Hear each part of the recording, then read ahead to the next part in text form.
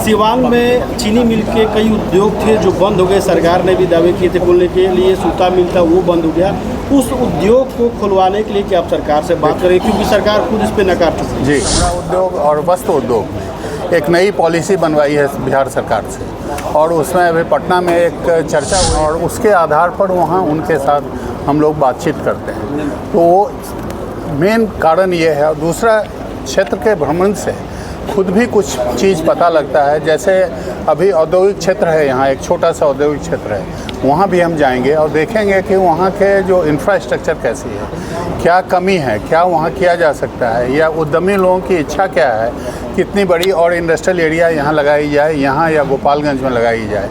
यहाँ तो कुछ इंडस्ट्री है, गोपालगंज में जैसा मुझे पता लगा है छोटी छोटी बहुत सारी यूनिट्स हैं माइक्रो, लेकिन स्मॉल या मीडियम सेक्टर की यूनिट नहीं है। तो ये हम लोग देखेंगे कि किस तरीके से इसको आगे बढ़ाया जा सकता है, इसकी चर्चा यहाँ करेंगे। सर, आपने कहा कि आप उद्योग कर्मियों से बात करेंगे और उनके विचारों को सरकार के पास रखेंगे। जी, सिवान में चीनी मिल के कई उद्योग थे जो बंद हो गए। सरकार ने भी दावे किए थे खोलने के लिए, सूता मिल था वो बंद हो गया। उस उद्योग को खुलवाने के लिए क्या आप सरकार से बात करें, क्योंकि सरकार खुद इस पर नकार चुकी है। जी, अब चीनी मिल की आप बात कर रहे हैं। संजोग की बात है कि केन कमिश्नर से मेरी इस संबंध में बातचीत हुई है, और आपको यह जानकर खुशी होगी कि सिंह साहब मेरे बगल में बैठे हैं। सासा मूसा को टेक ओवर करने की बात अभी अभी इनके द्वारा की गई है। ये लोग एक सासा मूसा को फिर से चालू करने की चर्चा कर रहे हैं, और उसमें बैंकों के साथ बातचीत भी हो रही है।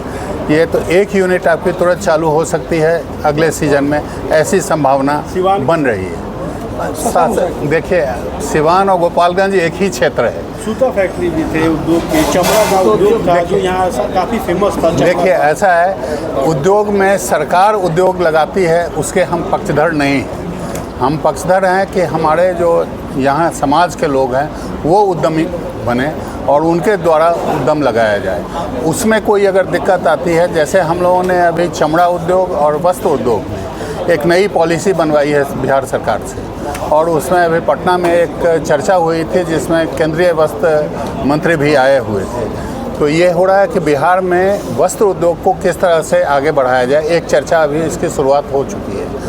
जहाँ तक सवाल होता है चमड़े उद्योग के, चमड़े उद्योग में एक प्रॉब्लम हमारे यहाँ आ रही है। हालांकि हमारे यहाँ रॉ हाइड, चमड़ा जिसको आप कहें, रॉ हाइड हमारे यहाँ अवेलेबल है, लेकिन रॉ हाइड को प्रोसेसिंग करने की व्यवस्था नहीं है, टेंडरी नहीं है हमारे पास। इसकी चर्चा हम उद्योग विभाग से कर रहे हैं कि टेंडरी आप कीजिए। टेंडरी लगाने में एक खास परेशानी आती है कि उसके एफ्लुएंट जो होते हैं, उसकी सफाई जो करते हैं, उसमें पानी जो निकलता है, उस पानी को पूरा प्रोसेसिंग करके तब कहीं उसको डिस्पोजल करते हैं, उसमें थोड़ी परेशानी आ रही है। इसकी चर्चा चल रही है, लेकिन जो यूनिट पहले से चल रही थी उसको फिर से चालू करने के बजाय नई यूनिट लगाना अब ज़्यादा श्रेयकर हो गया है। अब चमड़े से अब आज के दिन आर्टिफिशियल लेदर की बात आ रही है, जिसको रेक्सिन हम कहते हैं, फोम लेदर कहते हैं, अलग अलग नाम से बोलते हैं। तो उसकी चर्चा हो रही है। ये इंडस्ट्रियल लेदर भी उसको कहते हैं। तो उसमें लोगों को जाने की आवश्यकता है, क्योंकि मार्केट उसका आगे बढ़ गया है। तो हम लोग अभी ये पहला प्रयास है सिवान में आपके यहाँ आने का।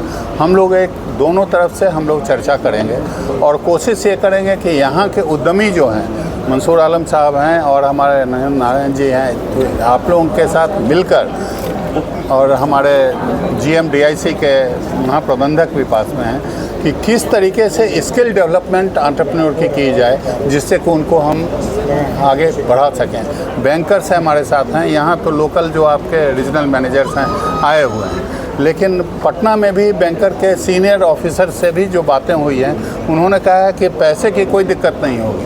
एंटरप्रेन्योर अगर काम करने को तैयार है, जगह उपलब्ध हो जाती है जो सरकार के तरफ से उपलब्ध होगी, या व्यक्तिगत रूप से भी लोग उपलब्ध करवा सकते हैं, जगह हो सकता है, ये संभव है। सर, एक लास्ट सवाल है, उद्योगियों से बात की क्या कुछ उनकी समस्याएं आई और क्या सिवान में नया उद्योग लगेगा, क्या कुछ नया उद्योग का डिमांड? देखिए, ये तो अभी चर्चा चल ही रही है और ये तुरंत इसकी बात हम कर रहे हैं, ये नहीं होगा, लेकिन एक जानकारी आपके माध्यम से यहाँ देना चाह रहे हैं। हम लोगों ने बिहार इंडस्ट्रीज एसोसिएशन में उद्योग मंत्री के साथ एक बात की है और उनसे आश्वासन लिया है कि हर महीने हमारे यहाँ वो आएंगे और उद्योग से जुड़े हुए बिहार के जितनी समस्याएं हैं या सुझाव हैं उसको सुनेंगे। पहला मीटिंग उसका 28 तारीख को 4 बजे हो रहा है।